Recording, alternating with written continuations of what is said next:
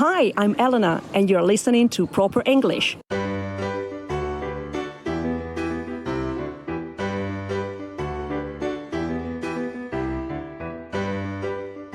Hello! This week's introduction was by our lovely student and friend Eleanor from Italy.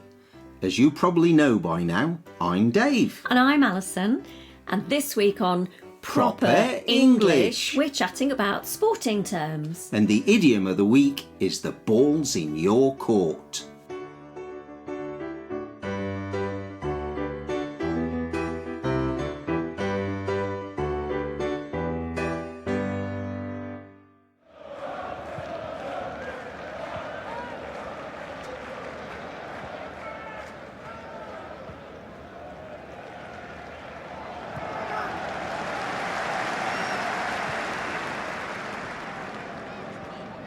Now, before we start, a bit of background.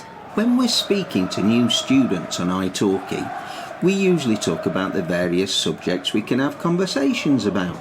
You know, books, film, theatre, television, the English language. Oh yeah, all sorts of things. Food, nature, art, music, education, current affairs. But one subject we always try to steer clear of is Sport. 'Cause, well, neither of us know very much about sport. Football has always been a bit of a mystery to me. Me too. Same with cricket and rugby. Any ball games, really. I've never been the most physically coordinated person. And neither of us have ever really understood the fascination with watching other people take part in sports. Not really. So, anyway, when we were in Italy, we were talking to our lovely student Eleanor, who, as you know, introduced this week's podcast. And she's always asking interesting questions about the English language. So, yeah, we were driving somewhere and she said, When is it a field? When is it a pitch? And when is it a court? and I thought, you know what, I might not know very much about sport generally, but what I do know about is words. And I might not be able to tell you how Sheffield Wednesday are performing at the moment. And I certainly can't say who the opening bat for Leicestershire might be. But what we can talk about is what some sporting terms mean and how you use them. So, pitch, field, court, track. Which one do you use for which sport and why? Well, the main difference between pitch and field is geographical. Well, it's American English and British English. See, in the UK, we say that an area of ground that's marked out for outdoor sports, football, cricket, rugby, hockey, it's called a pitch. In the States, the same thing is called a field for soccer. They don't call it football, and they don't really have rugby in the States. They do have American football, which is kind of a mixture of the two. Controversial. So in the States, they don't call it a pitch. Correct. Pitch, just so you know, comes from the Middle English word pitchen, meaning to fix firmly. Into the ground, you mean? Exactly. Like pitching a tent. Yeah. And I guess this comes from marking out the corners of the playing area by driving sticks into the ground, sometimes with little flags on top, so you could see them. And don't you pitch the stumps in cricket? That is, knock them into the ground? The stumps are the 3 wooden sticks that you have at either end of the cricket pitch, Which is sometimes called the wicket, topped by 2 smaller sticks. called bails. The resulting construction is also known as a wicket, which comes from a Middle English word that means small gate.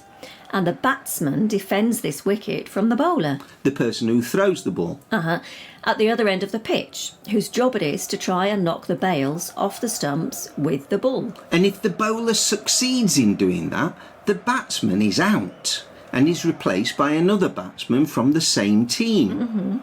Also, when a bowler does this, it's known as taking a wicket. Confused? A little bit. Well, let's not get started on the different ways to describe the cricketers who are there to catch the ball when the batsman hits it. Who, rather confusingly, are called fielders as a general term, because it's not a field, is it? It's a pitch. Yeah, that's right.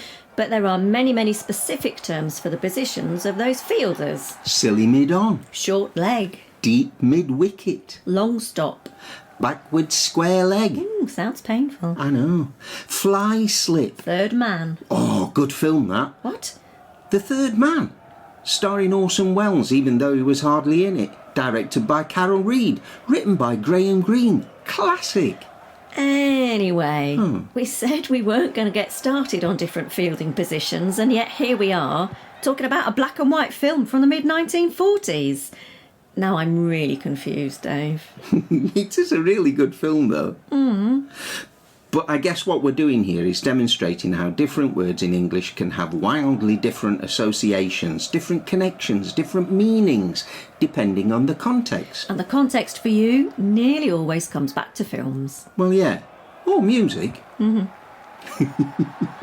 But anyway, back to sporting terms. When is it a track? Well, when athletes run on it, I guess. Also if you ride bicycles or maybe cars or motorbikes competitively. Oh, motorbikes. I used to love going to the Speedway at Overton Sports Stadium in Sheffield when I was a kid. Watching the bikes race on the cinder track, standing on the bend, getting covered in the grit sprayed up as they sped past. Loved it. Listen to you, I thought you didn't like sport. Well, to be fair, it was the only one that I enjoyed. Overton was a special place for me as a kid. My dad loved going to the greyhound racing there.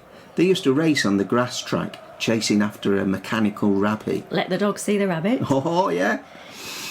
Stock cars, bashing into each other on the dirt track, sitting up on the uncovered stands in the thin autumn sunshine, summer music like George Benson or Wigan's Chosen Few playing tinnily on the tannoy system in between the races, whether it was cars, bikes or dogs. Ah, childhood memories. Lovely, you romantic fool. Anyway, what about courts? Ah. When is it a court, Ali? Well, I'm glad you asked, Dave. A court is a rectangular area, smaller than a pitch, on which you play games like tennis, volleyball, badminton, basketball, that sort of thing. It's usually an indoor area, but not always. Beach volleyball or lawn tennis are still played on courts, even though they're outside. Oh, right. It usually has a net across the middle. Unless it's netball. And then the nets are at either end. Yeah, and basketball too, you're quite right, yeah. And they're called baskets or hoops. The word court comes from the Latin cohort originally, which in this context meant yard. So there. Excellent. And then there are rinks for ice-based sports like skating and ice hockey. And if you play baseball, which is the American version of rounders. Controversial. You play it on a diamond. Oh, and the place everyone goes to see the big professional games, you would call that a stadium.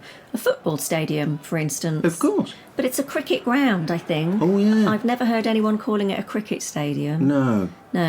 And sometimes it would be called an athletics arena. And, Yeah. as we know from visiting the Colosseum in Rome recently, arena is Latin for sand. Ah, of course. Thanks to student Valentina for that gem of information. Now, I think that covers most of the different playing areas for various sports. But if you think we've missed one out, or more, let us know. And now it's time for Idiom of the Week. Idiom of the week. 2 games on. Okay, so when the responsibility to do something has passed to you, when it's your turn to take an action, when it's up to you to make the next move, we say the ball is in your court. Nothing else can happen in this particular situation until you make a decision or take action. But where does it come from, Dave? Well, appropriately enough, it's derived from sport. Probably tennis. And it came into regular use in the latter half of last century, and it refers to that point of the game when the ball bounces in the area of the court that you have control over. And quite simply, you're expected to knock the ball over the net to keep the game going. Oh, that's pretty straightforward, really. It is really, isn't it? And here we are at the end of another episode of Proper English. As always, we hope you've had fun listening in on our conversation. And we hope we've helped you understand a little bit more about how to use the English language. Please tell everyone you know about us. Your friends, your family, anyone who's studying or learning English. And don't forget to like this episode and leave us a nice review and subscribe to us. On Podbean. Or Apple Podcasts. Or your favourite podcast app, so you never miss an episode. Or you can email us at properenglish, all one word, at sapo.pt if you have any suggestions for future podcasts. And of course you can join us on Instagram, Facebook or Twitter, where we regularly answer any questions you might have about English grammar. So, until next time, it's goodbye from me. And it's goodbye from me too. And thank you for listening to Proper English.